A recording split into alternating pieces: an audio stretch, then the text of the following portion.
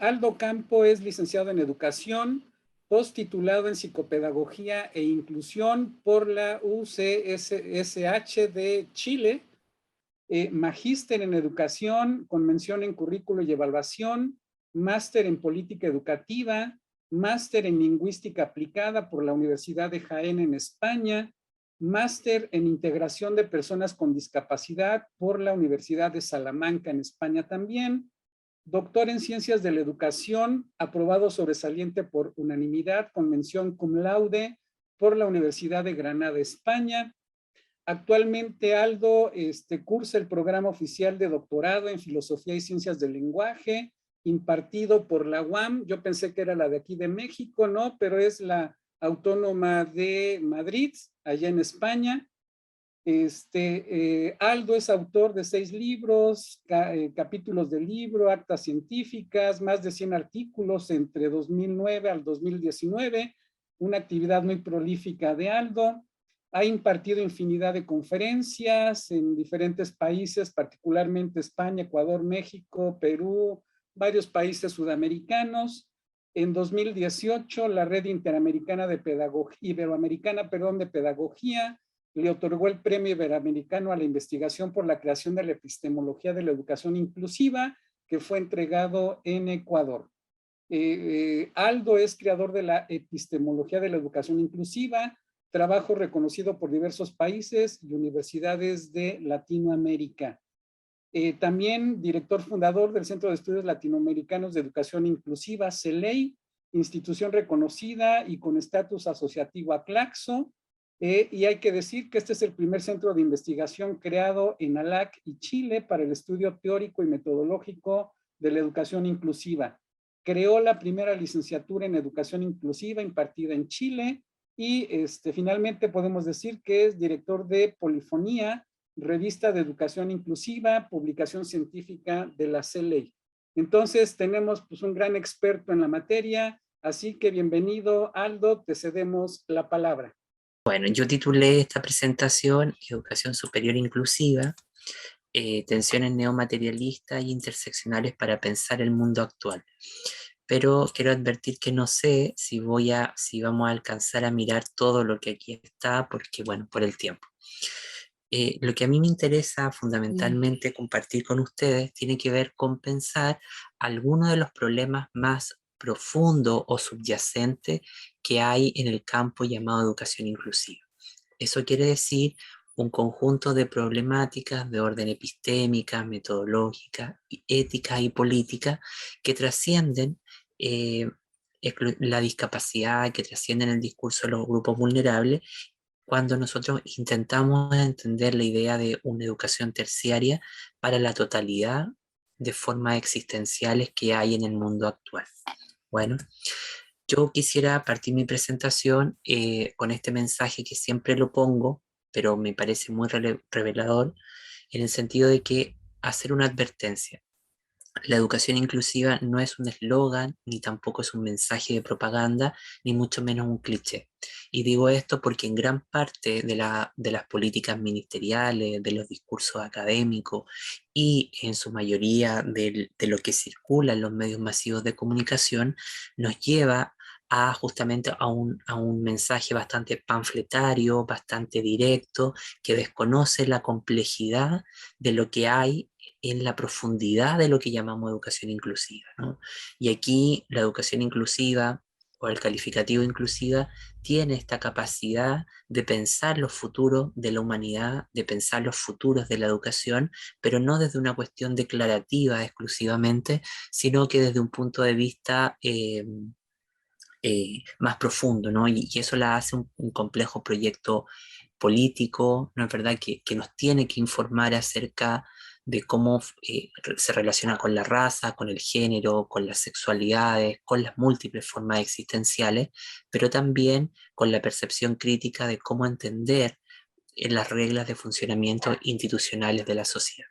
Bueno, en ese marco yo quisiera decir que esta presentación que yo estructuré tiene o necesita revisar la idea de la deconstrucción.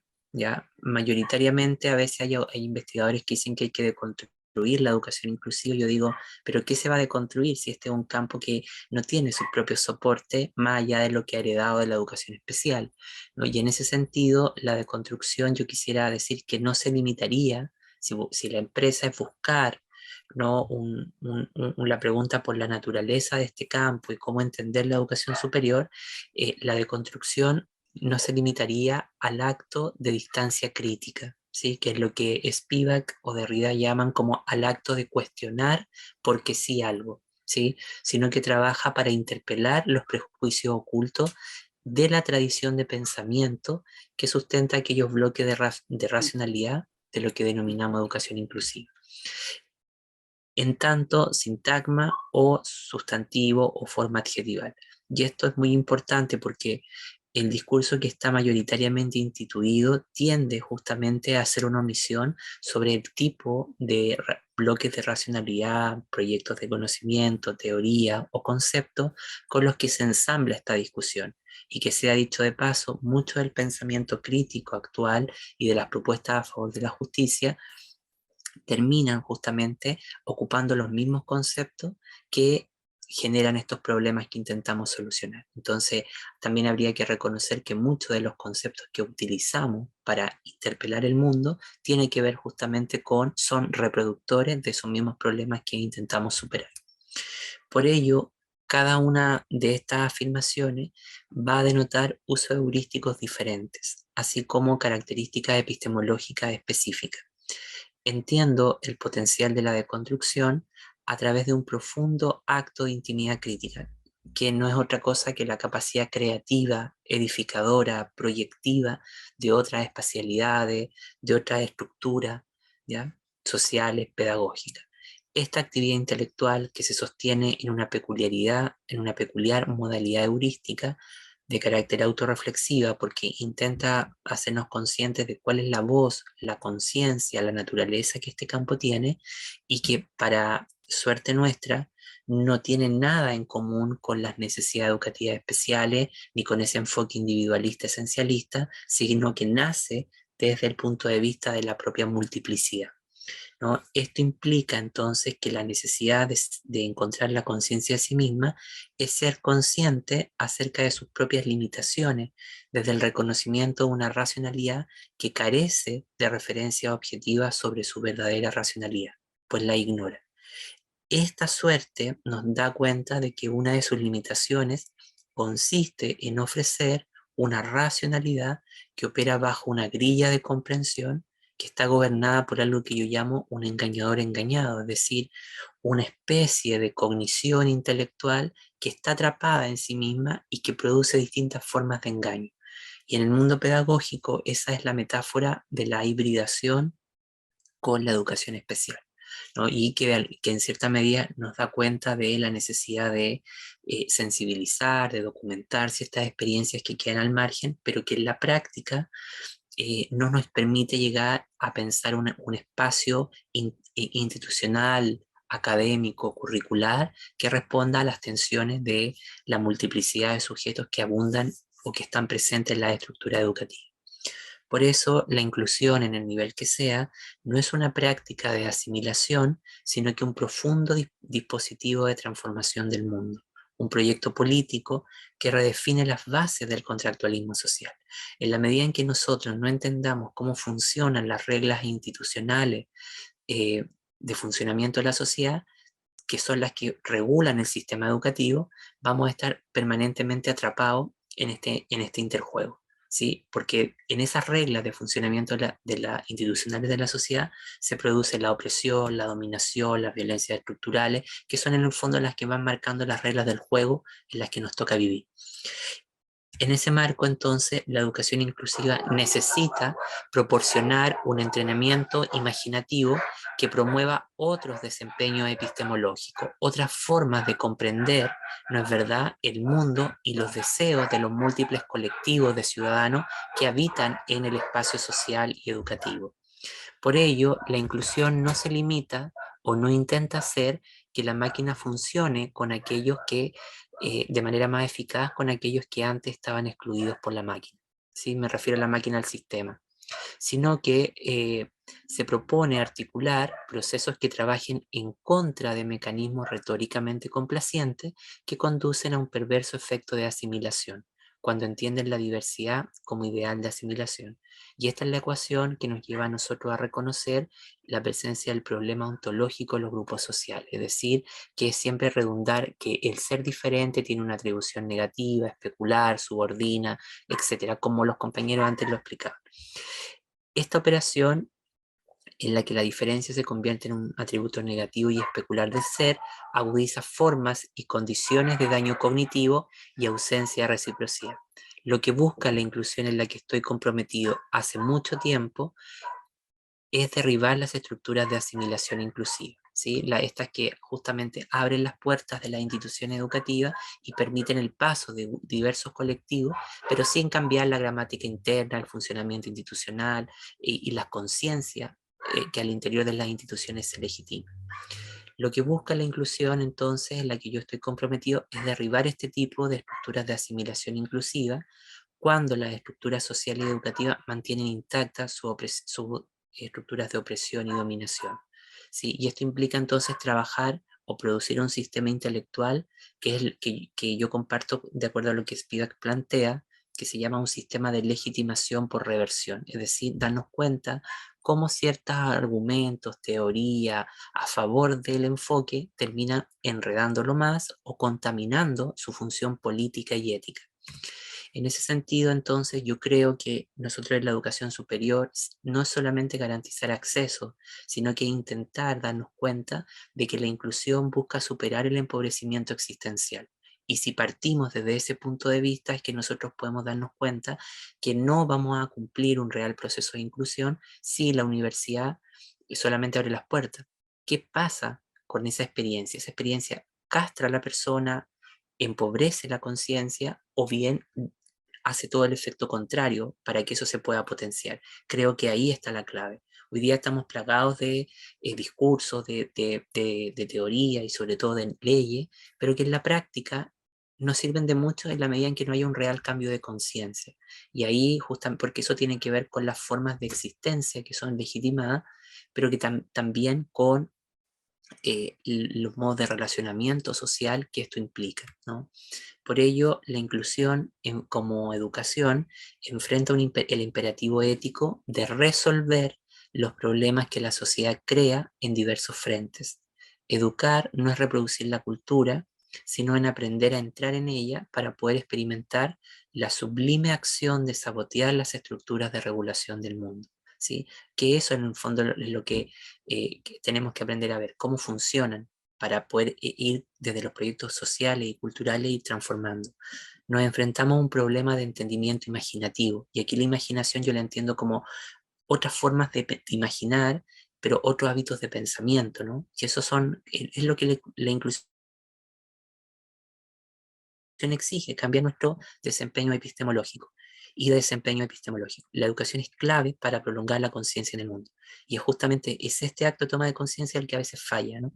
Entonces, la inclusión, entonces, en este sentido, no debiese ser entendida exclusivamente como una tarea filantrópica idealista, como muchos creen, ni mucho menos una política idealista basada en una retórica liberal, ¿sí? De justicia social, sino que involucra las estructuras abstractas de la democracia, es decir, cómo hacemos partícipe a estas personas que decimos que están en los márgenes en estas estructuras, ¿sí?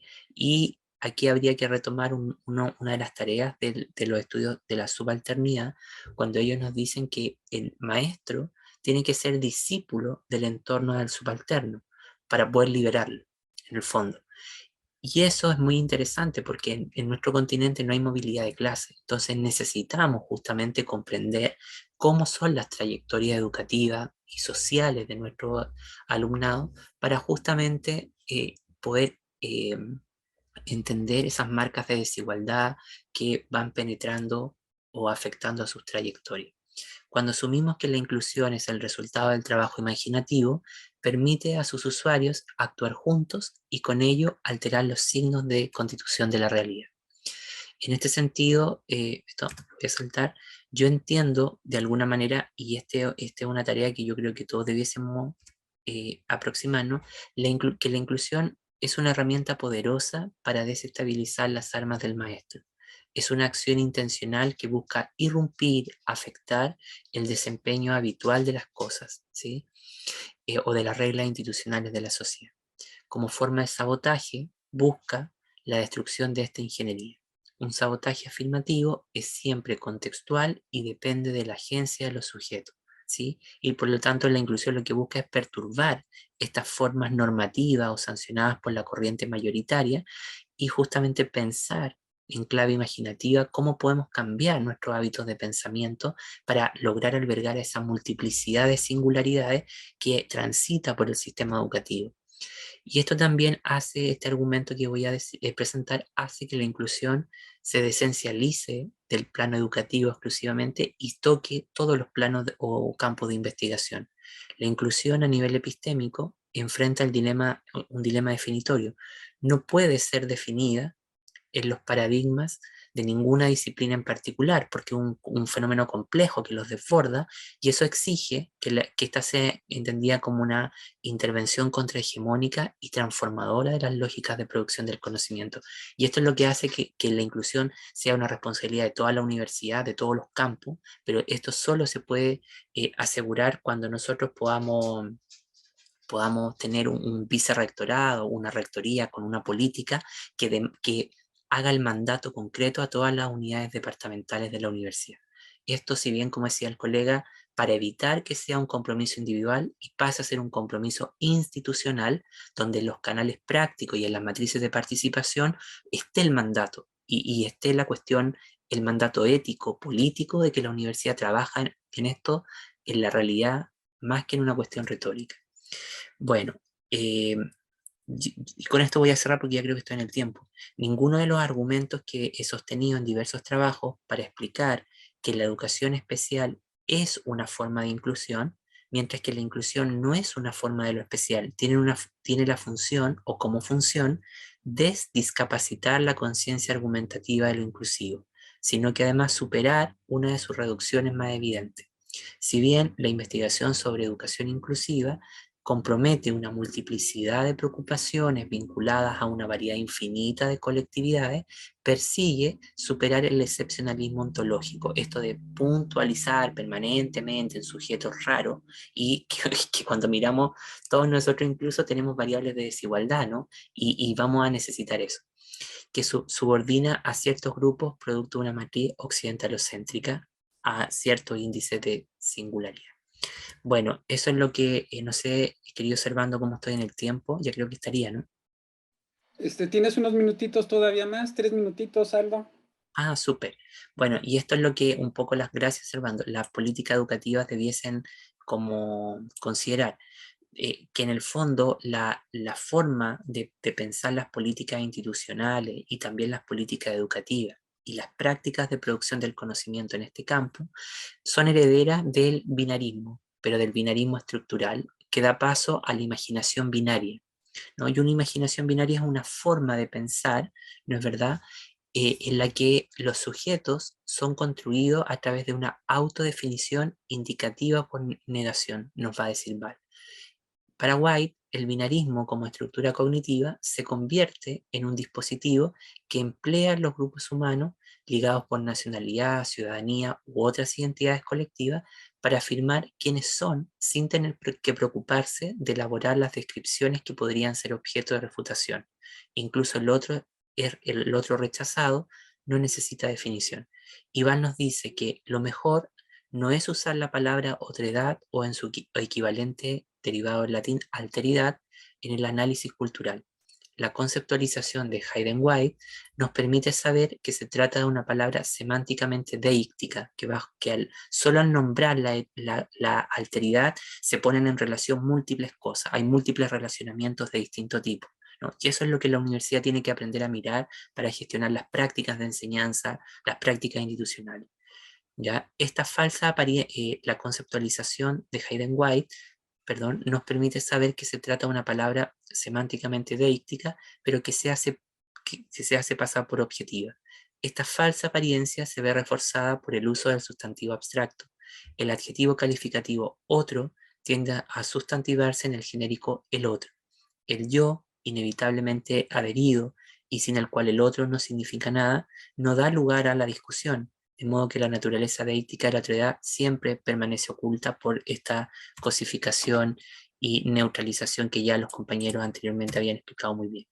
Por eso el binarismo es clave para mantener Perdón, vivo. Aldo, un minutito más, Sí, ¿sale? con esto cierro, ya, con esto cierro, gracias. Mm. El binarismo es clave para mantener vivo el problema ontológico de los grupos sociales, especialmente la concepción de alteridad, especular y negativa, denominaciones que refuerzan, se ha dicho de paso, diversas clases de hostilidades. Entonces necesitamos deshacer la estructura de pensamiento binarista, ¿no es verdad?